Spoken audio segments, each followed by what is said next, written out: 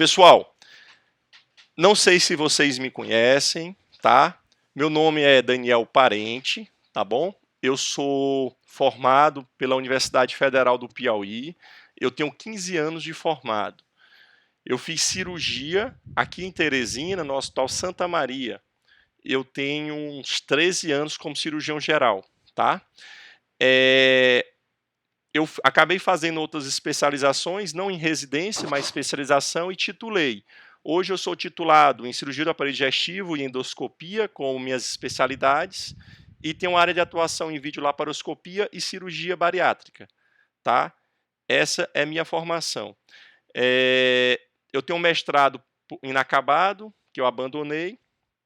Eu pretendo voltar, mas não na área de saúde. Um dia eu falo para vocês, certo? Eu sou preceptor da Nova FAP há alguns anos. Eu prescrevo no HUT, sou da prescrição há 12 anos, há 10 anos, perdão. E oficialmente como prescritor da Nova FAP, acredito que esteja com uns 3 ou 4 anos, tá? Fora isso, também sou professor da UESP, já fui da cadeira de cirurgia, hoje sou da cirurgia em emergência, só que a UESP não está muito organizado como vocês. Facide, eu não sou preceptor, mas a gente acaba agregando também quando eles estão passando no HUT, tá bom?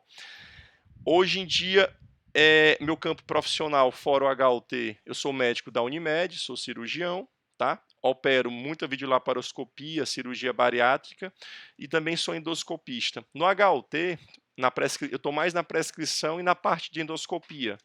Eu não estou mais dando plantão na parte de cirurgia. Então a gente acompanha o pós-operatório, tá? E lá a gente tem essa vivência de cirurgia de urgência e emergência e de cirurgia em geral. Então, como eu falei, infelizmente, pela essa pandemia, vocês estão em aula remota, tá certo? É um pesar muito grande, mas se realmente essa lei que o prefeito ficou de assinar, não sei se assinou, que vai priorizar vocês, espero que vocês voltem. É uma deficiência muito grande e você não tem prática, tá, pessoal? Imaginem, quem já assistiu o filme Karate Kid? Alguém já assistiu? Ninguém? Então é isso. A prática, você aprende sem saber que está aprendendo, tá? É que nem o Karate Kid. O antigo era pintando a cerca, o novo é vestindo e tirando o casaco. Então é isso. O internato serve para isso. Vocês falam, eu acordo cedo, eu faço um trabalho braçal, eu prescrevo. Vocês estão aprendendo sem notar, tá certo? Essa que é a função da prática, que é a função do internato. Porque essa história de ficar sentado e estudando é uma coisa que vocês já estão acostumados e até cansados. Então a prática serve para isso. Quando vocês menos pensarem, vocês vão ter aprendido várias coisas só em olhar, só em discutir, só em o fato de vocês estarem dentro de um ambiente hospitalar. Então é isso. Então eu espero que o mais cedo possível vocês voltem, tá? Então vamos lá. Eu e o Dr. Deniberg, com a participação do Dr. Gil e do Dr. Gilberto, fizemos uma grade para vocês e o primeiro tema foi a avaliação pré-operatória para um paciente, tá bom? Nós vamos falar na avaliação pré-operatória no geral. A gente dá um foco na questão de urgência e emergência, tá ok? Como eu disse, eu não consigo, deixa eu ver se eu consigo abrir o chat na lateral sem me atrapalhar.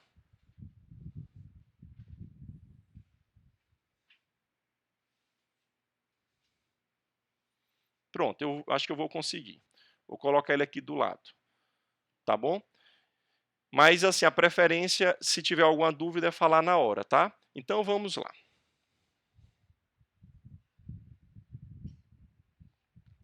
Então, na avaliação pré-operatória, qual é o objetivo? Por que é que eu preciso fazer uma avaliação pré-operatória? A ideia é fazer uma otimização clínica e funcional do candidato para a cirurgia, para reduzir as complicações, que pode ser uma deficiência, tá? Ou mesmo a mortalidade pós-operatória, tá bom? Pensem só, vocês acham que um piloto de avião, ele pega o avião e vai daqui para São Paulo? Ele é acostumado, ele faz isso há anos e anos. Não, ele faz uma programação. Então é isso, a avaliação pré-operatória, você vai avaliar a sua máquina, que é o seu paciente, nas condições que ele está, para saber se ele tem condições de voo, se ele tem condições de se submeter àquele procedimento. E você vai tentar identificar fatores que possam piorar as condições do paciente. Então, eu sou um piloto experiente, eu pego uma aeronave aqui da Gol, certo? E eu vejo que é uma aeronave de 1986 e que ela tem um amassado na asa esquerda e que o tanque dela já foi reparado. Isso influencia meu voo? Opa, ela é antiga, ela tem algum reparo, certo? E ela tem um amassado que ela pode puxar mais para um lado do que para o outro. Então, assim, eu tenho um paciente. Eu tenho um paciente que nasceu em 1986, ou seja, ele já tem o quê? 14, 21, 30 e tantos anos, que ele já tem algumas comorbidades, ele já foi operado anteriormente, já fez uma cirurgia de vesícula, tá? E ele tem alguma deficiência, ele tem diabetes. Isso influencia minha cirurgia? Ou ele é igual se eu for operar um paciente de 25 anos que nunca foi operado e não tem nenhuma doença? Altera ou não? Digam para mim, sim ou não? É a mesma coisa, pessoal, altera. Um paciente que é mais velho tem mais comorbidade. Um paciente que já foi operado tem mais chance de aderência. Um paciente que tem uma doença pré-existente, como diabetes, a diabetes pode fazer o quê? Alterar a cicatrização, ter que usar insulina, ter que aumenta o risco de infecção. Eu tenho que programar a dieta antes e depois, conforme a doença. Então é isso que a gente vai fazer. Não é nada de outro mundo, é simples. Tá certo? A gente vai fazer uma programação desse nosso paciente. E isso serve para quê? Se eu pego o meu paciente que é diabético e eu faço a minha prescrição padrão, eu boto ele, eu taco logo um monte de soro glicosado no pós-operatório, eu boto ele para comer uma panelada no outro dia, e aí? Estoura a glicemia dele, e aí? Aumenta a taxa de infecção, aumenta a chance, às vezes, se for uma diabetes muito descompensada, de entrar até em cetoacidose e por aí vai, pessoal. Então é isso. Então é essa a minha programação. Aí eu penso, eu me programo lá na cirurgia. Ele já foi. Aí eu reparei que ela era operada, ele é operado, tem que tomar mais cuidado, aderência, tal, tem uma lesão iatrogênica. Então é isso que serve meu preparo pré-operatório, tá?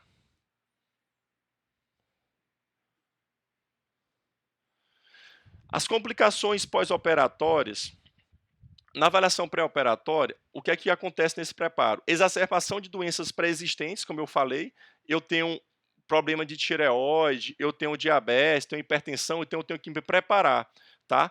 Ou aparecimento de afecções imprevisíveis até 30 dias após. Então, qualquer complicação que o paciente tiver 30 dias após uma cirurgia, pode estar relacionado à cirurgia, pode ser considerado uma complicação pós-operatória.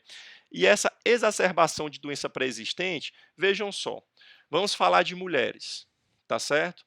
As mulheres usam anticoncepcional. Vamos supor que alguma das meninas vai fazer uma cirurgia e ela tem, além de usar anticoncepcional, ela tem história familiar de trombose de membros inferiores. Ela nunca teve. Espera aí, ela tem um fator de risco, tá certo? E ela tem um histórico familiar. Será se não seria interessante, se eu não tiver experiência, pedir uma avaliação de um vascular, um angiologista? Ou não seria interessante, já que ela é jovem, eu já não pensar em colocar um anticoagulante, fazer um caminhar precoce, a utilização de meia elástica? Entenderam?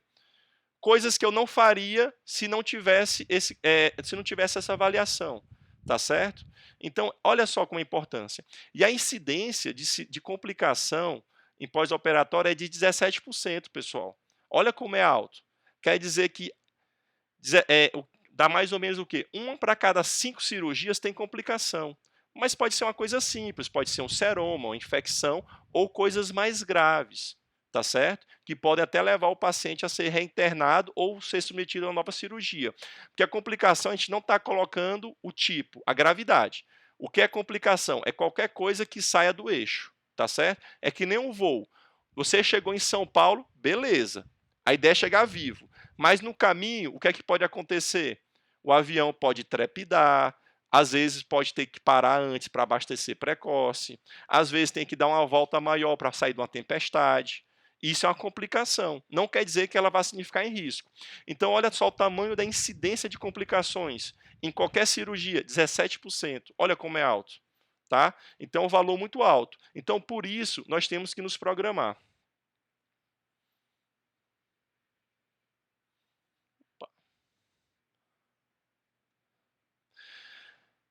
Quais são as etapas? O que é que eu preciso? Quando eu falo em avaliação pré-operatória, vocês pensam o quê? Em exame, é isso? Quem foi que já fez cirurgia aí, pessoal? Deixa eu ver aqui no chat. Ninguém fez cirurgia? Nós temos quantas pessoas? 33 pessoas. Alguém já fez alguma cirurgia? Cirurgia eletiva, quem já fez? Perfeito. Mas foi programado ou foi de urgência? Quem está falando? Quem é? Quem é que está falando? Para eu colocar um ponto aqui na nota. É Aldi, é? Botar um ponto aqui para Aldi. Sim, Aldi, foi programado. Quando tu foi fazer a cirurgia e tu foi falar com o teu ortopedista e ele falava de vamos programar a cirurgia, o que é que tu imaginava? Queria pedir um monte de exame, é isso? Me fala.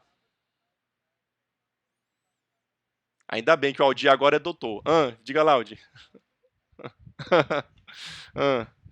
Então é isso que a gente pensa. Não é exame, pessoal. O pré-operatório é uma história clínica minuciosa, um exame físico, não só voltado para a cirurgia, mas no geral. Por exemplo, eu não conheço o Aldi. Estou vendo a foto dele aqui, não. Cadê a câmera aqui? Não tô, é porque eu não estou vendo aqui. Deixa eu ver. É porque se eu abrir pode me atrapalhar. Quem é? Cadê a mão? Dá a mão aí, deixa eu ver. Pô. Não estou vendo, não. Não estou vendo, não, Aldi. Mas vamos lá. Vamos supor, Aldi, que quando eu for te ver, eu vou colher a tua história. Tu vai me dizer, doutor, eu tenho hemofilia. Vai mudar? Vai. Pela história clínica eu sei que tu pode sangrar, papai. Então eu vou ter que pensar em fatores de coagulação, entendeu? Eu tenho que me programar. Tem a mãozinha ali, né? Vamos supor que eu olhe para ti, Aldi, e eu acho que tua pele tá amarela, papai. Aí tu fala, doutor, eu tenho síndrome de Gilbert. É isso, eu sou ortopedista, meu filho. Mas eu vou pesquisar, eu sei que tem distúrbio da excreção do fígado, tenho que tomar cuidado com a medicação que eu vou usar, papai. E vou falar para anestesista ficar de olho para não usar um anestésico que piore, para depois tu não ficar mais amarelo, ter uma colestase na cirurgia, entendeu? Então, eu vou colher tua história clínica, vou fazer um exame físico. Apesar de eu vou operar seu joelho, mas eu vou operar o Aldi. Se fosse operar só seu joelho, eu arrancava tua perna, operava e lhe devolvia, entendeu? Então, o cirurgião, seja neuro, aparelho digestivo, ortopedista, ele é médico. Tem que operar o Aldi e não o joelho do Aldi. Então, faz parte a história clínica, o exame físico. É óbvio, às vezes o Aldir tem outros problemas lá que eu não vou vai me passar porque eu não sou especialista, tá certo? E às vezes eu não posso reparar. E talvez às vezes não tem nem muita influência. Por exemplo, é só exemplo, pessoal. Vamos supor que o Aldir tem HIV. Não vai influenciar na minha cirurgia. Se ele não me disser, assim, influenciaria. Não é para influenciar porque eu tenho que tomar os cuidados como se ele tivesse. E eu não vou investigar isso. Não faz parte, entendeu? Então isso não influencia, mas se ele tem um distúrbio de coagulação, se ele usa uma medicação que sangra, se ele é hipertenso, tá certo? Se ele tem um déficit motor na outra perna, tudo isso influencia, então eu tenho que me atentar. E, por final, eu vou pedir exames complementares. O que é que o exame complementar faz? Ele simplesmente mede o que eu já sei, ele apenas quantifica o que eu observei e, às vezes, ele me mostra coisas que eu não consigo pelo exame físico. Tá certo? Tá bom? Por exemplo, eu sei que você é hipertenso, eu quero saber o grau de disfunção cardíaca, que é normal em quem é hipertenso, eu peço um eco. Ou eu mando para o cardiologista me falar, entendeu?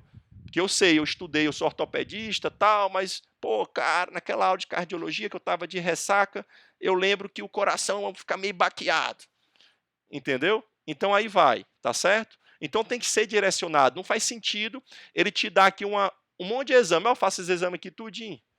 Não faz. É óbvio, tem exames específicos. Ele vai querer uma ressonância, provavelmente, né? Do seu joelho, tá bom? Porque aí é direcionado. Mas os outros, ele tem que direcionar. Ele não pode dar uma receita de bolo, porque o Aldi, ele é diferente, deixa eu ver aqui, da Thaline, é diferente do João Vitor, diferente do Helder. Então não posso dar uma receita de bolo para todos vocês, porque cada um de vocês tem as suas particularidades. Não somos iguais, tá bom? Então bora para frente. Oi, diga. Eu quem? Eu quem? Hã? Não sei quem é tu não, mas fala aí. Deixa eu ver aqui se eu te vejo. Fala aí, Luiz. Certo.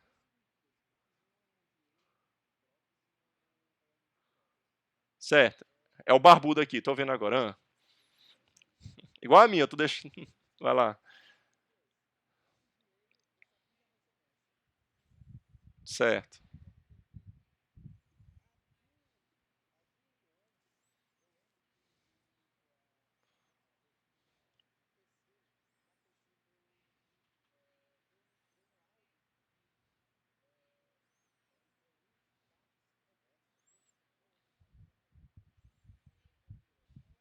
Uhum.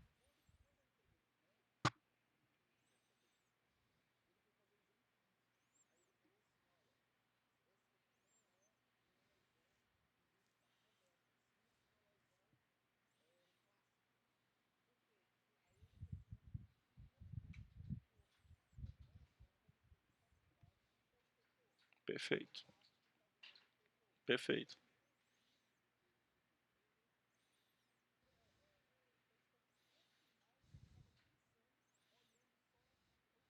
Uhum.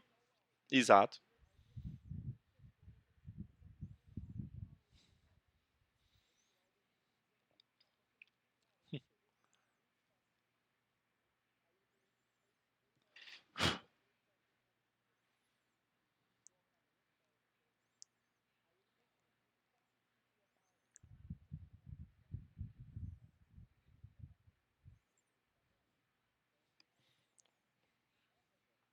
Muito bom. Isso. Ao complementar. É isso, pessoal. Primeiro, muito legal o ortopedista ter sido paciente, uma característica rara pela classe. Vocês vão escolher a profissão de vocês pela personalidade, pessoal. Não adianta. Não adianta escolher por dinheiro, não vai dar certo. Tá certo? Então, assim, é isso. Eu vou falar mais na frente sobre isso, mas vou antecipar. Não só o exame complementar, ele apenas vai completar, como você tem que interpretar. E mais, quem nunca viu ultrassom que a próstata da mulher estava 20 gramas? Pode ser ter erro, papai. Laboratório pode estar errado. Você pode pedir para repetir. Vamos lá, o Luiz Gustavo deu uma bilirrubina total de 6. Eu, hã? 6? Aquele cara, hã? 6? Como? Acima de 2 fica amarelo e ele tá branco, rosado, com a cara rosada. Entendeu? Então, assim, o laboratório pode errar, papai. Então, também, se você for só no laboratório, aí você está sendo negligente, incompetente, tá? Mas perfeito, esse ortopedista foi excelente. Eu vou falar sobre isso, bora para frente aqui.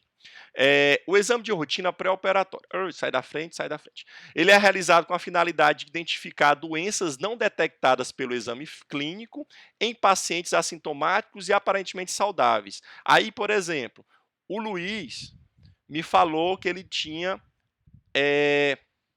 Ele tinha.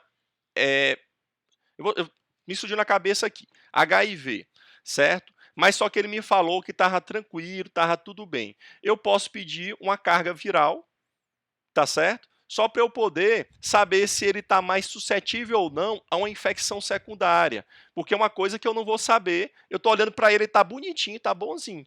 Então é uma coisa que eu não vou saber. Então o exame complementar serviria para isso.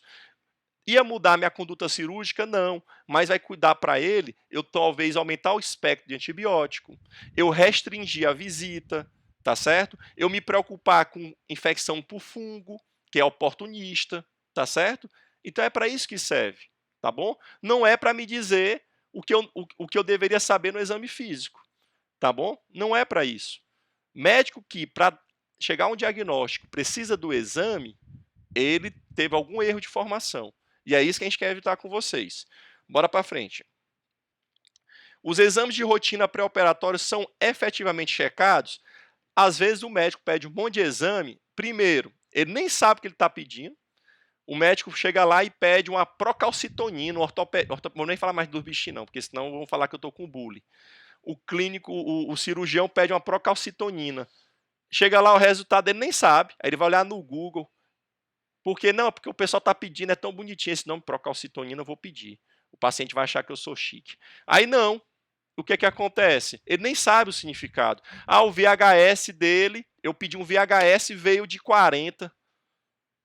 Então, assim, aí às vezes ele olha assim, ele nem sabe para que é. entendeu? E às vezes ele passa assim, ou seja, pediu, nem tinha importância. Aí foi o que o doutor falou, doutor Luiz.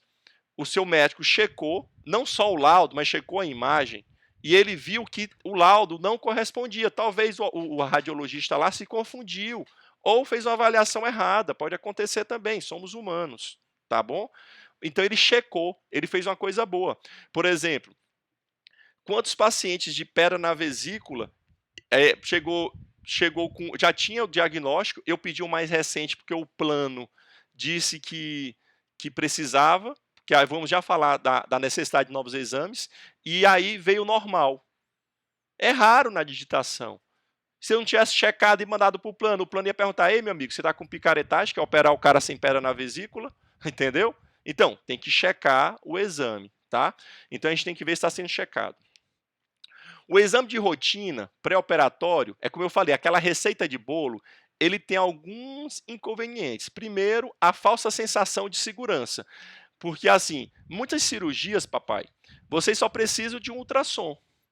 Mas aí, se eu vou operar o Helder, botar aqui, Helder Sampaio, nome bonito, for operar o Helder com ultrassom de vesícula, ele, porra, esse médico é foda. Ou, desculpa, pode falar a palavra ou não. Esse médico é irresponsável, vai me operar de vesícula só com ultrassom. Eu escuto muito, eu faço cirurgia ambulatorial na Unimed, eu vou tirar lipoma. Lipoma, eu faço anamnese, o exame físico, eu não peço exame nenhum, geralmente, tá? Às vezes eu preciso de um ultrassom de partes moles e às vezes um laboratório. Eu não peço exame. A primeira coisa que o paciente me pergunta: doutor, você vai pedir não exame? Eu não, vou não, peço não. Para quê? Você me contou sua história, eu examinei, não precisa, entendeu? Mas às vezes tem gente que precisa, não só o médico como o paciente, de exames para passar segurança. Mas você não precisa, você é médico. Eu falei, não precisa, não há necessidade. Tá? Às vezes, você pede um monte de exame porque o seu exame físico é negligente. Você olha para a pessoa, ah, não, beleza, tal, beleza, deixa eu ver, ah, mexe o joelho, mexe o braço, deixa eu ver a barriga, ah, tá ótimo, pronto. Aí eu vou pedir aqui exame para confirmar, entendeu? Tem exame que eu tenho que pedir, por exemplo, apendicite, na urgência. Eu não preciso de nenhum exame para operar vocês. Eu pego a história clínica, eu examino, olho os sinais flogísticos, os sinais semióticos, e eu falo, você tem apendicite, eu vou lhe operar. Só que existe duas coisas. Existe plano de saúde, que tem um tal de auditor que pode negar, e às vezes ele exige que você diagnostique para comprovar, porque infelizmente tem colegas nossos que são charlatões, tá bom? Mas não precisa. E depois precisa também uma coisinha muito legal que aconteceu há alguns anos, chamado judicialização da medicina. Vocês têm que se proteger. Depois o paciente pode estar mal intencionado e falar que você operou o apêndice dele porque queria ganhar dinheiro. Então, é uma forma de você pegar mais, fora o histopatológico e tal, de você comprovar. Então, são casos à parte. Mas para a medicina, o exame clínico e o histórico anamnese, às vezes, é o suficiente para uma cirurgia. Tá certo? E vamos ver que alguns exames têm baixo valor preditivo. Tá bom? O que é isso? Quer dizer que eles não têm significância. O fato de ter alterado, eles não mudam o resultado final da mortalidade e da morbidade. Por exemplo, o eletro pré-operatório de rotina. Eu vou pedir eletro para todo mundo. Tem vários trabalhos, como esse aqui, eu não botei o local, mas aqui é de 97, da Sociedade de Cardiologia, que o eletro de rotina na avaliação de pacientes sem fatores de risco tem baixo valor preditivo de complicações perioperatórias. Escutem, sem fatores de risco. Ou seja, é novo, não é hipertenso, não tem arritmia, tá certo? Eu não estou aqui para eu diagnosticar todas as doenças que o doutor... Vou falar doutor agora. Procurar uma doutora para mim aqui. Que é a doutora... Meu Deus, ninguém fala. Iana. Eu não preciso saber todas as doenças que a doutora Iana tem. Entendeu? Eu tenho que saber as que podem complicar ou podem atrapalhar aquele curso. Tá bom? Às vezes a doutora tem lá o início de um câncer que nem ia influenciar. E agora até atrapalha todo o preparatório. Não é essa a intenção. Então, assim, um eletro, eu ia pedir um eletro para quem? Hipertenso, idoso, histórico de arritmia, usuário de medicação. Ou então no exame físico, paciente que eu tenho uma palpitação, tem uma arritmia na ausculta, tem um sopro. eu pedi um eletro, às vezes pedi um eco ou até uma esteira, tá certo? Então aí sim eu pediria esses exames, tá?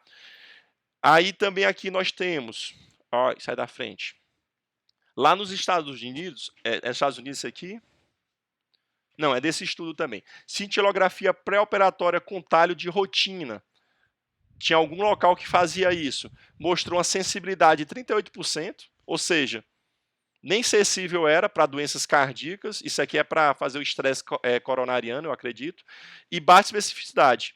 Ou seja, não influenciava em nada, e você tinha uma segurança porque estava pedindo uma cintilografia. Assim como, lá nos Estados Unidos, eles pediam espirometria, porque vai para ventilação mecânica e tal, e toda laparotomia metia espirometria para saber a capacidade funcional do paciente. O que é que aconteceu? 3,5 milhões de laparoscopias por ano, a média deles, e faziam a espirometria em 69% dos pacientes. Aumentou o custo de 25 a 45 milhões, num exame que não tinha nenhuma ajuda prática, só a falsa sensação de segurança, entendeu?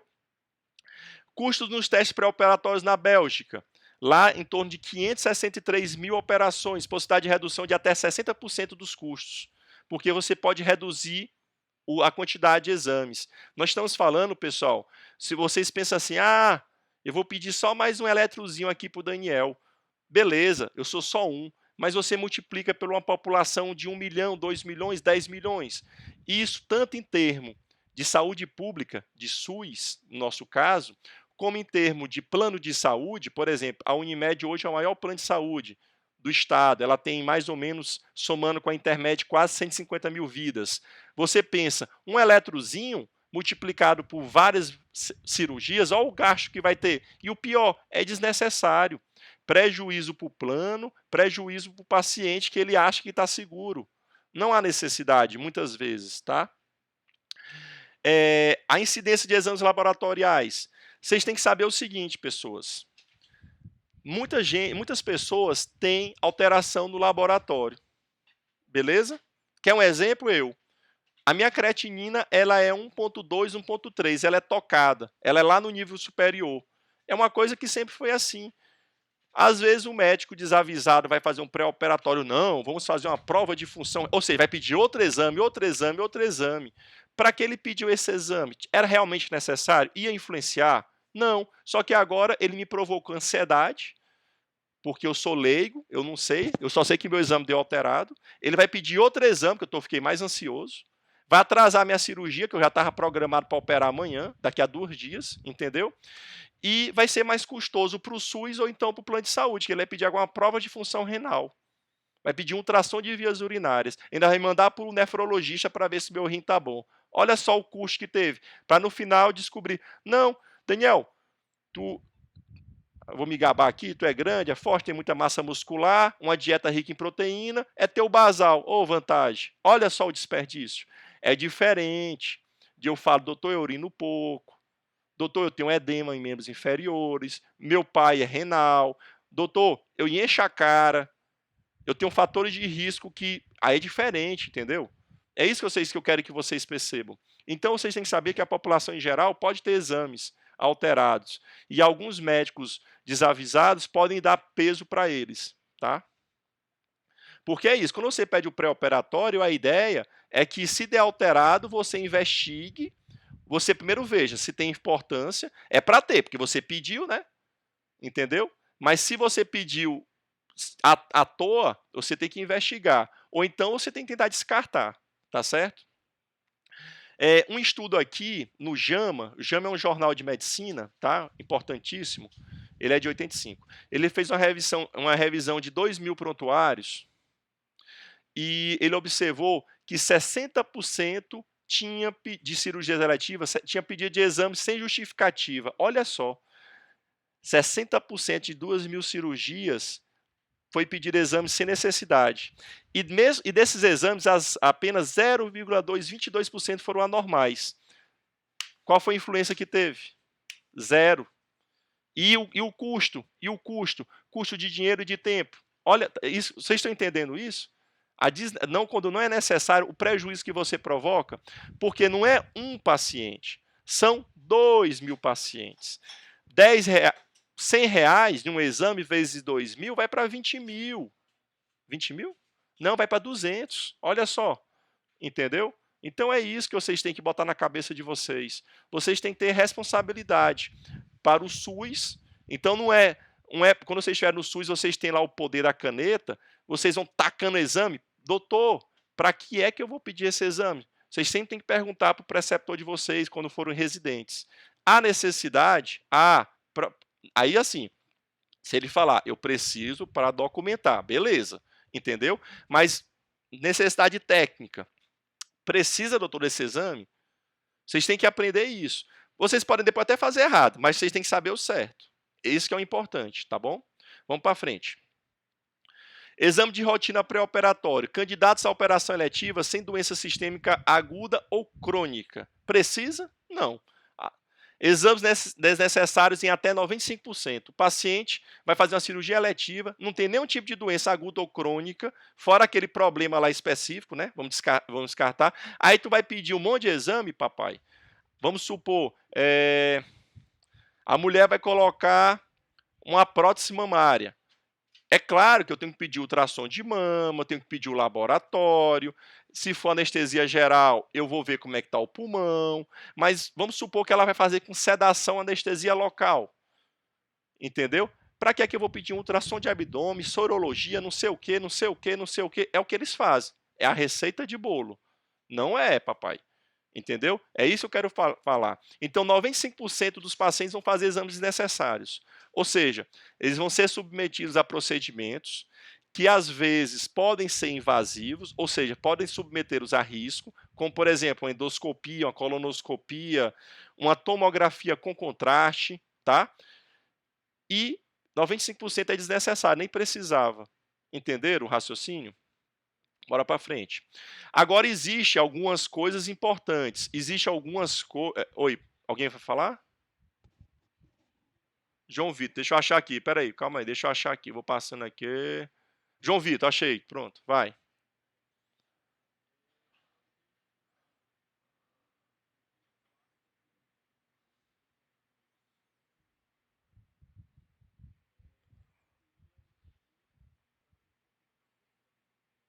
Isso, isso. Ultrassom. Tu pediria o TC ultrassom?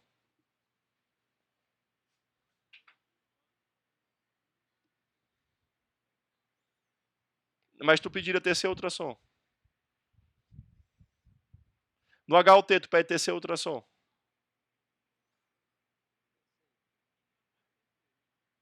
Não, peraí, calma. Calma. Calma, calma. Fica nervoso não. Calma, calma.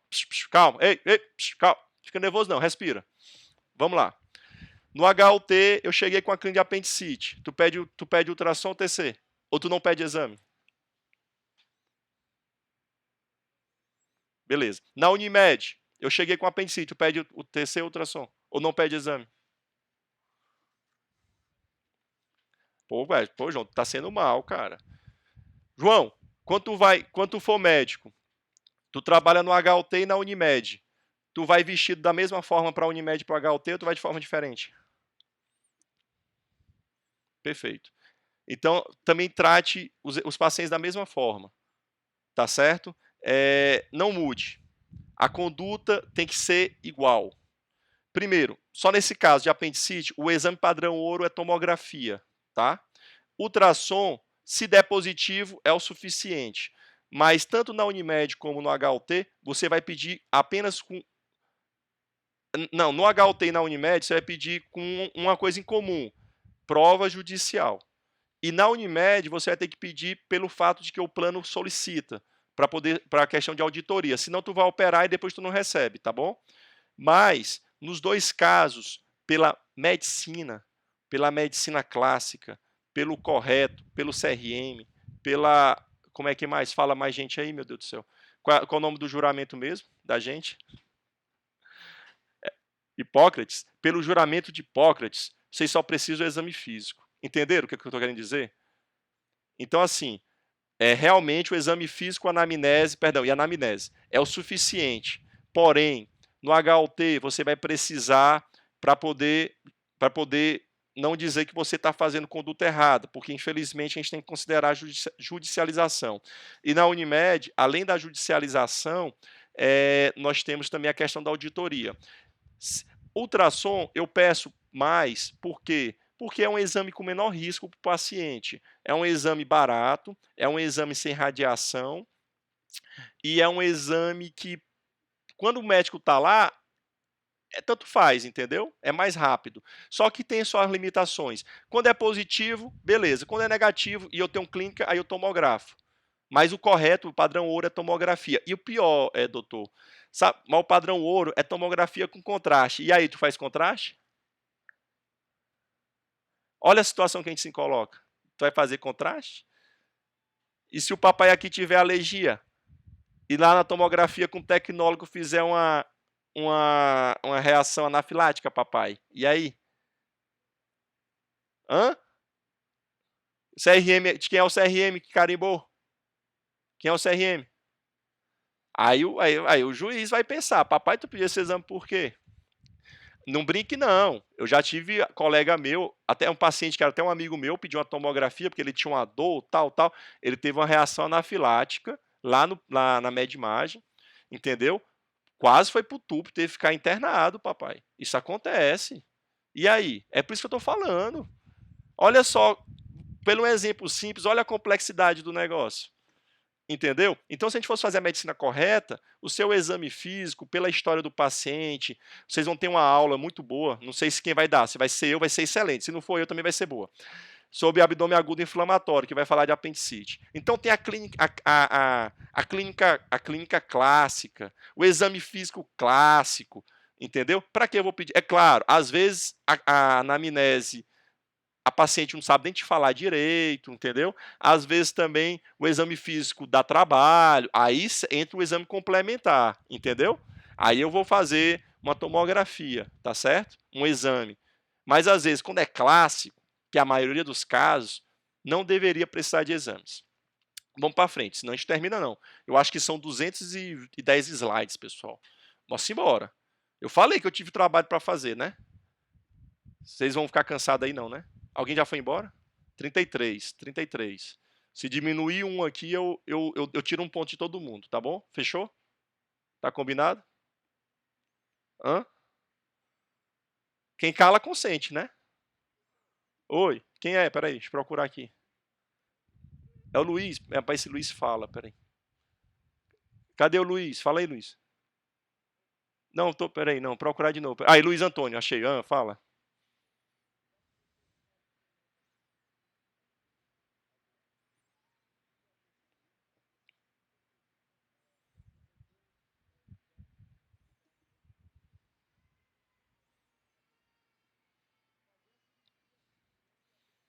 Acontece, papai. Não é o caso, mas na urgência, 15 a 20% de cirurgias brancas é o normal, papai. No Brasil, nos Estados Unidos e em Marte também, porque Marte agora é território nosso, tá? Então, em qualquer local do mundo, 15 a 20% de cirurgia branca faz parte. Se você teve um raciocínio correto, Luiz, se você fez um exame físico, fez um prontuário correto, o fato de você não ter achado um apendicite, mas você fez a cirurgia, você não está errado, entendeu? Agora, aí eu tiro. Tiro. Isso aí vai ser discutido no abdômen agudo inflamatório, tá? Como eu falei, se eu for dar aula, vai ser uma aula excelente. Você vai ver outro nível. Se não for, vai ser boa também. Mas tira. A resposta sim. Você pergunta para quem for dar aula. Por quê? Não vou falar não, senão a gente vai terminar só amanhã. Aí vocês acabam com a minha internet e minha conta de luz, né, fi? Viu? Tá bom? Vamos lá. Uma avaliação que é importante no pré-operatório, que realmente mostra que tem fator de risco, é a classificação de ASA, tá, pessoal? Então, os cardiologistas, além do ASA, quem usa muito o ASA? Cardiologista, anestesista e às vezes o próprio médico, né? E aí o cardiologista também gosta de usar Goldman. Tem essas classificações que realmente elas já mostraram que elas têm influência, tá? Mas a ASA, que é uma coisinha fácil, olha só como é fácil a gente classificar. Só pelo histórico do paciente. Classe 1, paciente é normalzinho, é bonzinho, tá? Não tem nenhuma patologia, não é doido, tá certo? Não tem nenhuma doença crônica, bom. Classe 2, ele tem uma alteraçãozinha leve. Ele é hipertenso, mas ele é novo, ele toma só um remédiozinho lá, um losartão uma vez, beleza. Aí ele fala lá o histórico dele, leva até um eco do ano passado, normal, não tem inchaço, asa 2. Asa 3, classe 3, ele tem uma alteração grave, diabético, usa insulina, ele já é hipertenso, já usa uns 3 remédios, já um monte de remédio, tem um nome lá, tudo que eu nem sei que diabo diz nome é esse, uns Prio, Will, um nome bonito, entendeu? Usa um antiarrítmico, aí já é um grau 3. Uma classe 4, ele tem uma alteração sistêmica com insuficiência importante, ele é diabético e ele é renal, ele faz diálise, então é um classe 4, entendeu? Ou ele é hipertenso e ele tem CC. Ou ele é fumante e ele tem bronquite crônica, tem DPOC, tá? O classe 5 é aquele caboclo que vai morrer. A gente vai ver muito na urgência. O paciente já está chegando morrendo. Opera ou morre? Não opera, morre. Opera, morre também, mas tem uma chancezinha de sobreviver. E o classe 6 é aquele que tem morte cefálica e é doador de órgão. Só para a gente saber a classificação. Beleza? Tranquilo aí nas classes? Tranquilo, né? Usa tabela. Tabela é para ser, pessoal, você não tem que decorar para fazer prova de residência, mas para mim, classificação em tabela é para ser checada, tá? Essa história de decorar aí não é para mim não. Mas vamos lá. Então eu olho aqui, eu sei. Ah, claro, quando você começar a usar muito, você vai aprendendo sem querer. Mas esse negócio de decorar não é comigo não. Eu gosto de aprender a essência, tá bom? Então vocês entenderam aí. Gente 1 e 2 é a gente que tá, é pessoa normal, o 2 aí é a pessoinha com doencinha boa. A partir do 3 eu me preocupo, né? 3 e 4 aí sim, às vezes você manda para o especialista, para o cardiologista, para ele anotar lá, para lhe dar uma segurança jurídica também. Vai que complica, né? Entendeu? Eu tenho noção, eu estou examinando, o cara aqui é diabético, usa insulina, tal. Vou dar uma checada no rim dele, papai.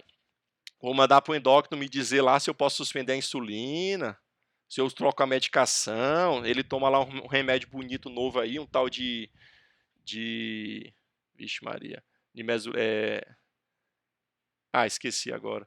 Umas Victosa da vida, uns remédios bonitos aí. Você acha que eu posso suspender para poder fazer a cirurgia? Eu vou pedir um parecer do especialista, porque eu vou me proteger, entendeu? E por aí vai. Mas a classificação de asa, tem um estudo aqui, Rapidex, um estudo aqui do Jornal de Anestesia, de 96, que ele mostra que eles analisaram 6.300 pacientes no hospital universitário fulano lá, que eu não sei qual foi, eles observaram que realmente o score de asa no pré-operatório, ele tem relação na evolução no pós-operatório, tá? O score de asa, ele correlaciona-se com incidentes perioperatórios e a mortalidade. Aí realmente tem uma tabela, deixa eu ver bem aqui se eu acho essa tabela, cadê essa tabela? Aqui, realmente, o asa, os pacientes que têm asa 1, ele tem um risco de complicação de 1,2%. Ou seja, o doutor João, normalzinho, bonitinho, cheirosinho, não tem doença nenhuma, mas mesmo assim ele pode ter uma complicação. Por quê? Porque não é matemática, é medicina. Eu não estou operando uma borracha, eu estou operando um ser humano. O doutor fez tudo bonito, foi tudo bem feitinho, mas mesmo assim ele tem uma chance de 1,2 de complicar. No asa 2, observou que 5% complica, o asa 3, 11,4%, o asa 4, de 10%. Tá certo? Isso foi o que eles acharam. E o asa 5 não se aplica, porque é paciente moribundo, como eu falei. Ele tem chance de morrer nas próximas horas, fazendo ou não fazendo nada. Você vai fazer uma cirurgia heróica, tá? Quem for falar de trauma, tem vários exemplos. E o asa 6 não se aplica porque o caba já morreu, tá bom? Deixa eu voltar aqui. Vou só voltar aqui para o slide para não perder. Pronto, pode falar.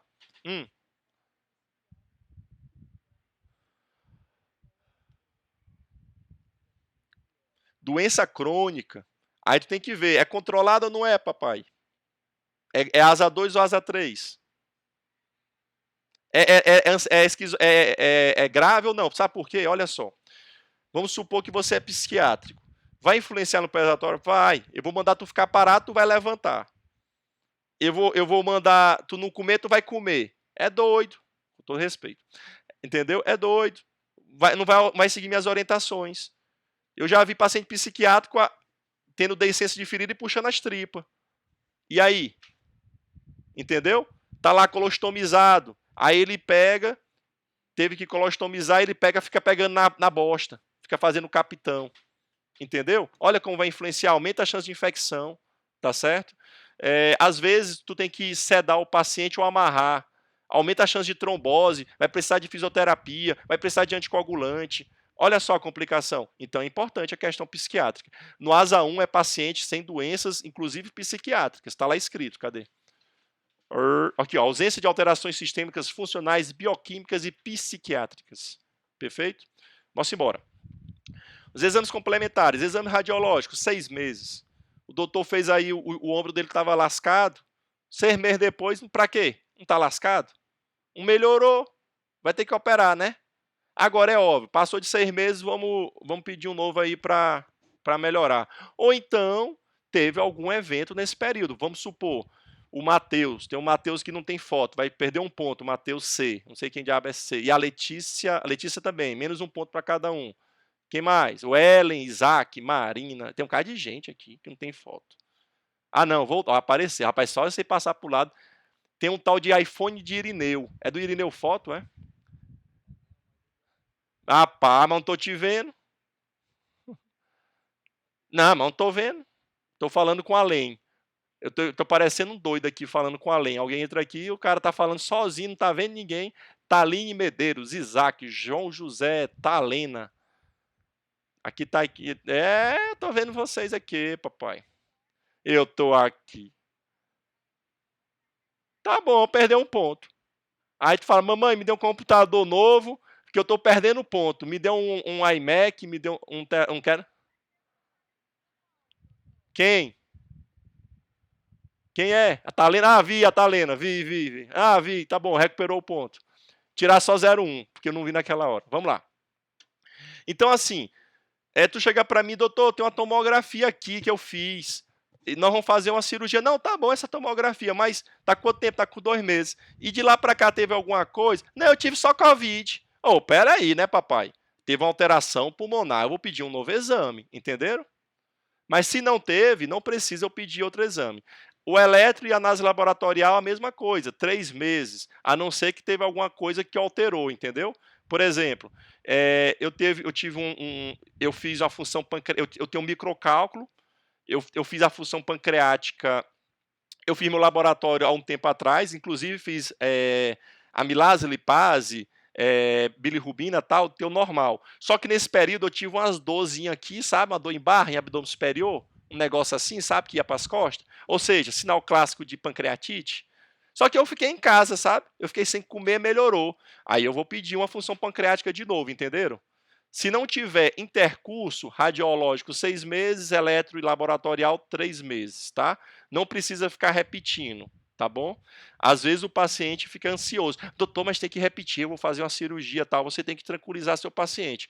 Você não é fantoche, tá bom? Você tem que ter firmeza, mas também não é brutalidade. Você tem que mostrar segurança no que você está fazendo. Se o paciente não confia em você, você está tendo uma péssima relação médico-paciente. Ele tem que confiar no que você está fazendo. Vai dar errado, mas tudo bem, mas tem que confiar, entendeu? O avião vai cair, mas o piloto está lá tranquilo, calma, passageiros, as máscaras vão cair, apertem os cintos e ajeite a poltrona, mas estamos caindo, mas se preocupe. Aí você fica calmo. Agora, se o piloto fica desesperado, tá bom, não, tá bom, pode botar quem quiser, quem não quiser, você entra no desespero, tá certo? Então é isso. Bora para frente. O efeito da avaliação pré-operatória ambulatorial, ela reduz a permanência hospitalar, porque às vezes você faz uma avaliação, como eu falei. Se eu examino a doutora, não tem nome aqui, procurar, fala o nome aí, qualquer um, só para eu falar. Iana. A doutora Iana, eu vejo que ela tem boas condições. Iana, eu vou te fazer uma proposta. Vamos fazer a tua prótese mamária com anestesia local e sedação. Aí eu vou te operar de manhã, eu vou te dar alta no final da tarde, beleza? Eu vou fazer uma cirurgia ambulatorial, hospital dia. Aí eu não avalio direito, não, taca anestesia nessa mulher, tem que ficar internada pelo menos um dia, anestésico, dá mais constipação e por aí vai. Tá vendo a diferença? Então, às vezes, eu posso avaliar ela e fazer uma proposta terapêutica diferenciada. Redução do período de internação pré-operatória, mesma coisa que eu falei, e aumento do número de operações ambulatoriais. Você pode transformar muita cirurgia de urgência ambulatorial. Por exemplo, cirurgia de hérnia, pode ser feito de forma ambulatorial, o paciente pode operar e ter alta logo, tá? Até apendicite a gente opera, já dá alta no mesmo dia ou no outro dia dá logo alta, porque você examina o paciente. Todos os meus pacientes de apendicite simples, eu opero e no outro dia dou alta. Vesícula e por aí vai, tá? Redução da permanência hospitalar, já falou, redução em 30% das operações suspensas. Por quê? Se tu faz uma mal anamnese do paciente, um mau preparo pré-operatório, ela pode ser suspensa. Chega lá na hora, o paciente complica a diabetes, o anestesista também, que faz parte do ato, ele pode bloquear a cirurgia, tá certo? Por aí vai. Aumenta as internações no mesmo dia do procedimento, tá certo? Às vezes o paciente você fazendo uma boa análise, às vezes você pode internar no mesmo dia, você não precisa internar um dia antes. Tem médico que interna o paciente antes para fazer alguns exames, não tem necessidade, é isso que ele quer dizer. Vamos para frente. Isso daqui é uma coisa interessante para quem é cirurgião. Nós convivemos com um indivíduo, um ser supremo, uma voz onipresente, chamado anestesista. O anestesista, ele é um médico que ele tem total influência no seu resultado, tá? Ele pode palpitar, ele pode suspender e ele pode também lhe arrebentar, porque ele pode fazer uma anestesia ruim que vai complicar a sua cirurgia. E o conselho de medicina, ele fala o quê? Isso é o conselho que fala. E a gente concorda. Antes da realização de qualquer anestesia, é indispensável conhecer com a devida antecedência as condições clínicas do paciente a ser submetido à mesma, cabendo ao anestesista decidir da conveniência ou não da prática do ato anestésico, de modo soberano e intransferível. Ou seja, se o anestesista disser que vai suspender, ele tem o poder, só ele precisa escrever no prontuário, já que ele é médico, e ele tem que também assumir as responsabilidades. Mas ele tem total poder de suspender uma cirurgia eletiva ou de urgência. Tudo bem? Na forma eletiva, a gente, para não ter esse conflito de suspensão, nós podemos fazer 2 expedientes. Às vezes, eu peço exames que eu sei que eles vão querer, eu nem ia pedir, como por exemplo, eletro e raio-x. Eu geralmente peço, por quê? Porque o anestesista, em alguns casos, só vai ver o paciente antes da cirurgia.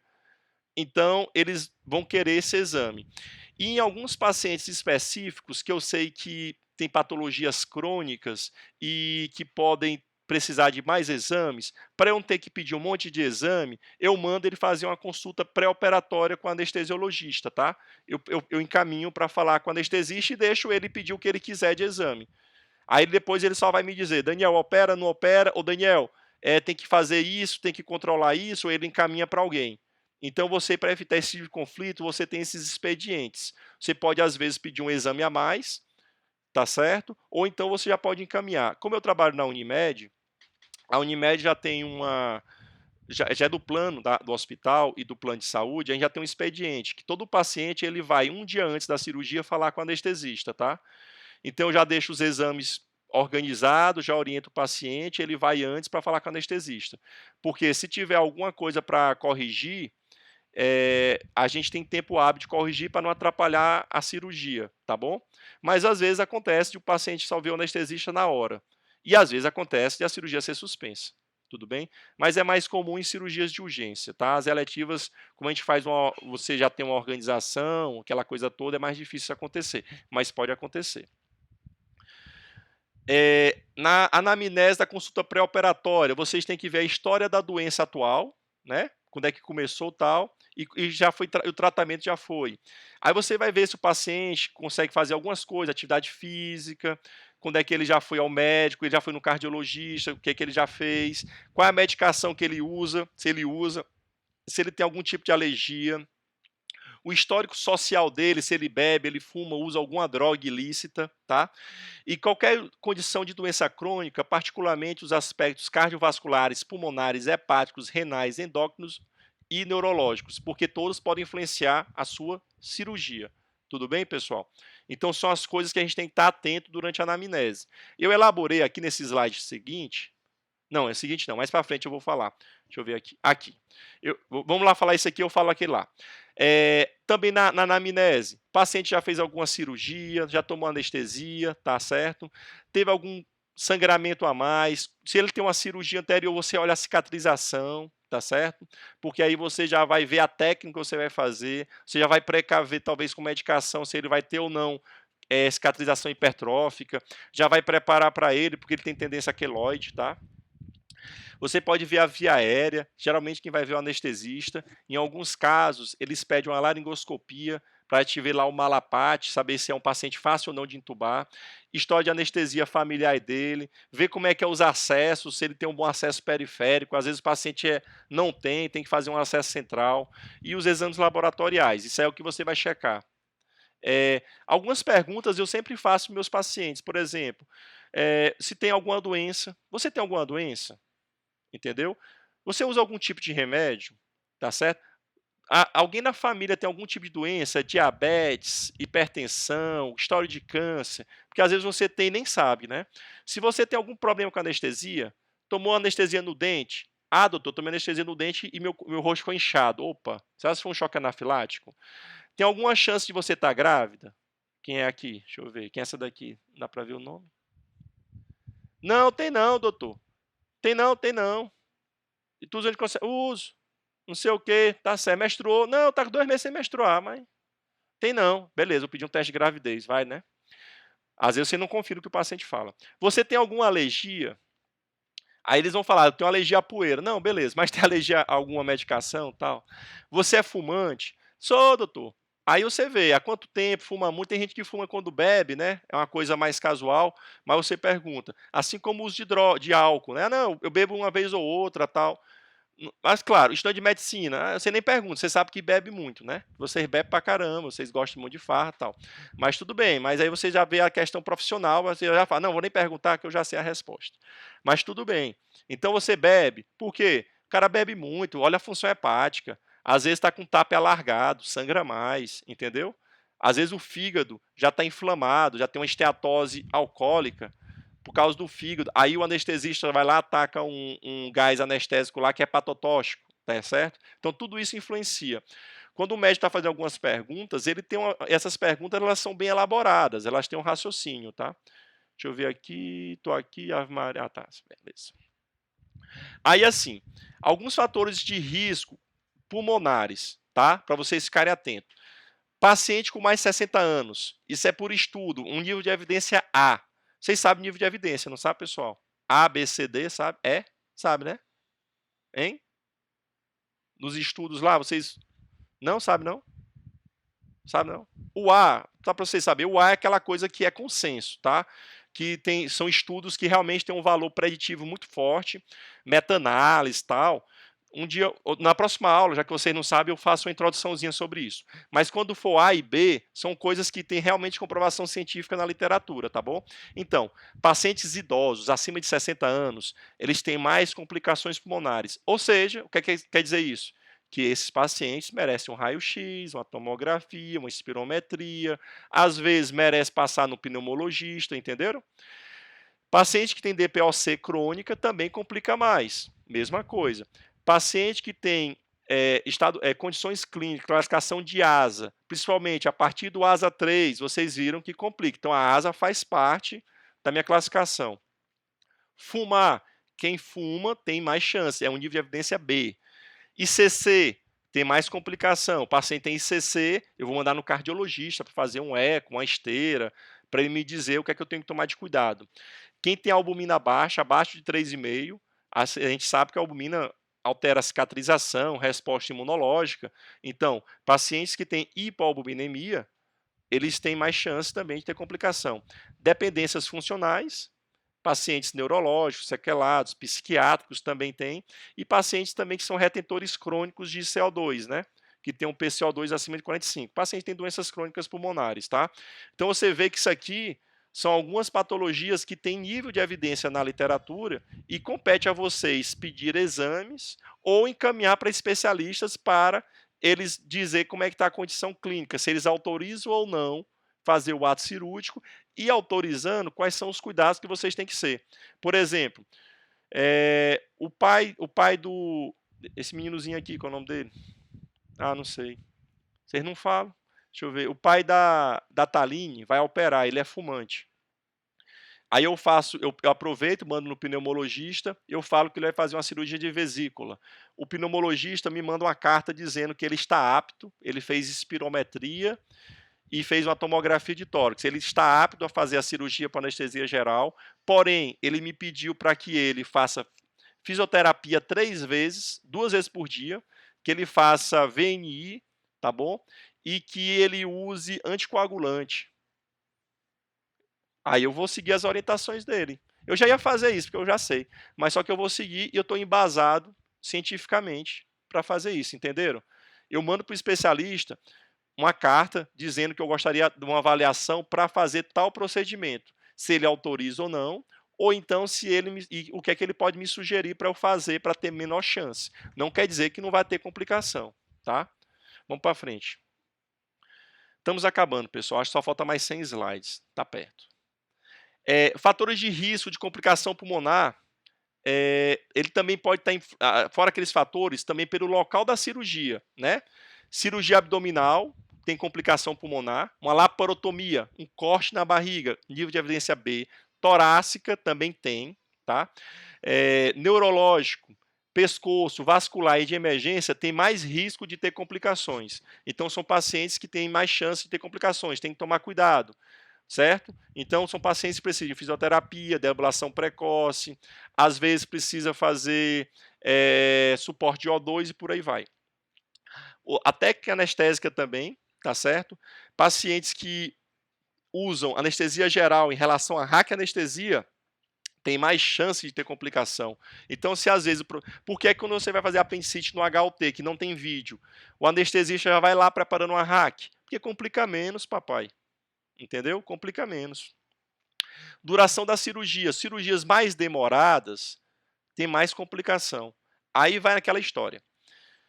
Aí vem aqueles médicos que gostam de se exibir e vem a curva de aprendizado. Por exemplo, vocês já ouviram falar de duodenopancreatectomia? Já? Vocês sabem o que é isso?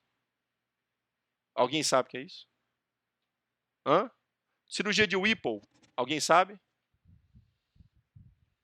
Alguém sabe o que é isso? Não. Ninguém sabe o que é isso. É uma cirurgia que você faz geralmente por lesões malignas na cabeça do pâncreas. É uma cirurgia grande, tira duodeno, pâncreas, parte do estômago, sai linfonodo, sai um bocado de coisa, tá? É uma cirurgia por si só demorada. Ela pode ser feita de via aberta ou por vídeo. Uma cirurgia aberta, um bom cirurgião, talvez faça em 2 a 4 horas. Por vídeo, ele também faz num tempo desse. Só que a curva de aprendizado para fazer por vídeo é muito grande. Tá certo? Então, geralmente por vídeo demora muito mais do que por aberta. Aí o cara demora 6, 8 horas para fazer essa cirurgia e depois ele acha que ele é melhor do que quem faz aberto. Não, não é, pessoal. Olha o risco que ele submeteu ao paciente, porque a duração da cirurgia foi muito maior. O paciente vai complicar. Até 30 dias depois, se tiver de complicação, foi relacionado ao ato. Ele vai reinternar, vai fazer fístula, infecção, problema pulmonar, trombose. E aí você, não aconteceu. Não, não aconteceu, estava relacionado. Poderia ter acontecido se eu tivesse feito menino? Poderia, mas só que estatisticamente o risco era menor. Então, não importa o resultado, importa que você fez correto. Faça correto. Geralmente vai dar certo, porque é estatística, é matemática. Se der errado, faz parte. Também tem aquele outro lado, que é a questão que a gente sabe da imprevisibilidade da reação do organismo a cada ato que foi ser realizado. Mas se você fizer correto, você não vai ser culpado, nem pelos seus pais, nem judicialmente, se o juiz tiver boa intenção. Tá? O ASA eu já falei que realmente tem um fator, influencia nas complicações, né? Então aqui serve o quê? A senhora é diabética, tem insuficiência renal, a senhora é um ASA 3, a senhora tem um risco. A cirurgia é tranquila, vai fazer uma vesícula, mas tem um risco, pode complicar. Aumenta a chance de complicação, às vezes vai para a UTI, às vezes tem que fazer hemodiálise, aumenta o risco, é estatístico, entendeu? Você tem que ter consciência de passar isso para o seu paciente. Quais são as cirurgias que têm um risco mais elevado, pessoal? Tá certo? Cirurgia de emergência, principalmente em idosos. Então, cirurgia de emergência por si só, mesmo em paciente jovem, ela complica mais. Mas em idosos complica muito mais. É um risco mais elevado de complicação. Tá certo? Cirurgias de aorta e vasculares periféricas extensas, bem como operações prolongadas com perdas hídricas volumosas, paciente chocado. Tá certo? Então, são cirurgias que por si só, elas complicam mais. Cirurgia com risco intermediário. Cirurgia de cabeça e pescoço, tireoide e tal. Cirurgias intraperitoneais, videolaparoscópicas. Operação ortopédicas de próstata e endarterectomia de carótida. São cirurgias que já têm um risco menor, tá? E um risco baixo, endoscopia, operação de mama, cirurgia de catarata, operações intratorácicas. Elas são cirurgias que têm um risco bem menor. Não quer dizer que não vai complicar, mas a chance de complicação é menor, tá certo? E nós vamos chegar aqui a algumas conclusões, pessoal. Não estou dizendo que está terminando, não, calma aí. Mas estamos nas conclusões. A execução do procedimento cirúrgico implica em riscos relativamente altos de complicação, tá certo? A pessoa fala, doutor, eu vou tirar meu canto de unha. Tem risco? Tem, papai. Até atravessar a rua tem risco, tá? Vocês têm que saber isso. Só o fato de você ser gordo, você tem. Quem é gordo há pelo menos 5 anos tem chance 2 vezes maior de morrer do que quem não é. Ou seja, você já tem um risco natural. Certo? Então, você tem um risco 2 vezes maior de complicar no canto de unha do que eu. Vamos supor. E se você é gordo há mais de 15 anos, você tem 3 vezes de chance mais de morrer do que uma pessoa normal. Então, assim, nada até atravessar a rua é perigoso. Então, tudo na vida há risco. Agora, existem maiores e menores, foi o que a gente falou agora. Tem cirurgias que por si só são mais complicadas, como cirurgia de emergência, e coisas e procedimentos são menos complicados, como endoscopia. Perfeito? Mas não existe. Quem fala que não tem risco está sendo um vendedor, está ali ludibriando. Tudo há risco, até para tirar um nevo, tá bom, pessoal? Você pode dar uma infecção, pode ter uma reação anafilática, você pode ter uma infecção na ferida que depois se transformar numa celulite, numa fasciite, tá certo? Mas há risco. Avaliação pré-operatória adequada com ênfase nos dados clínicos pode minimizar os riscos, tá certo? Como eu mostrei para vocês. Às vezes você diagnostica ou você quantifica uma doença que você pode se programar melhor, tá? O anestesiologista deve fazer parte da equipe e da avaliação pré-operatória, que é o que nós fazemos, por exemplo, na Unimed, tá certo? A avaliação apropriada reduz os custos do tratamento. Se você não pede exame demais, você reduz, eu mostrei para vocês até em estudos. Reduz a taxa de permanência hospitalar e o número de operações suspensas. Por quê? Porque às vezes o paciente chega lá e o anestesista, não, ele vai operar, mas vai fazer um eletro antes. Então o paciente fica mais tempo no hospital. Ou então ele fala, não, não tem condição, não tem exame, vou suspender. Entendeu? Olha o trauma psicológico e financeiro que isso vai provocar. Aumenta a opção pela execução de cirurgias ambulatoriais de alguns procedimentos. Ah, o paciente é rígido, tal, tranquilo, tal, dá para a gente fazer com anestesia não ambulatorial, não seria nesse termo, mas pelo menos no hospital dia. O cara vai para o hospital, faz o procedimento e no mesmo dia vai embora. Tá certo? Porque você tem segurança de dar alta para ele para casa, porque você sabe que a chance de ele ter complicação é pequena. Tá bom?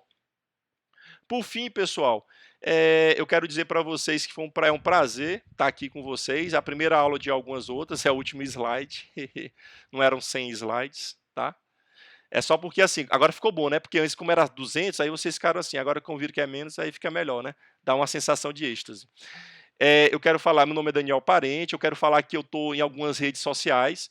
Quem me seguir no Instagram ganha mais um ponto, tá? Então, eu estou no Dr. Daniel Parente, é meu Instagram profissional. Eu quero dizer para vocês que eu tenho um podcast no Spotify chamado Viva Leve. Eu falo principalmente sobre obesidade, mas eu vou falar de outros temas. Está começando, pessoal. O meu hobby é estudar coisas que eu não sei, tá certo? E eu estou na fase de estudar mídias sociais, voltar a estudar programação, mídia social, comunicação, tá? E nesse último aqui é meu telefone profissional que eu uso para falar com meus pacientes.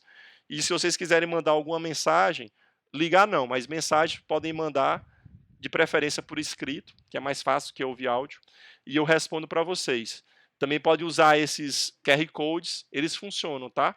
Então, quem me seguir no Instagram ganha um ponto, no Spotify mais um. Tem o YouTube também, mas eu tô desenrolando o YouTube, ele ainda tá fraco o canal, então deixa para lá, deixa para próxima. Mas tem um vídeo lá legal de hérnia inguinal por vídeo em uma mulher. Mas eu tô melhorando, vou melhorar. É brincadeira sobre os pontos, mas é verdade também, viu? Quem me seguir, vou olhar aqui, deixa eu ver se tem algum seguidor, peraí. Deixa eu ver se alguém já pediu para seguir. Calma aí, eu vou checar só um minutinho. Ah, não precisa pedir não, porque é direto, né? mas eu vou olhar aqui depois quem foi que me seguiu pela lista, tá? Tá com um mês que eu comecei esse Instagram profissional, mas ele tá indo devagarzinho. E por fim, até que enfim, né, acabou, Ave Maria, não aguentava mais, acaba enjoado falando demais, e eu estou à disposição, pessoal, para as dúvidas agora, tá? Vamos voltar aqui para a tela normal. Vamos pausar o compartilhamento, tá certo? Deixa eu voltar aqui para a tela normal para a gente poder pegar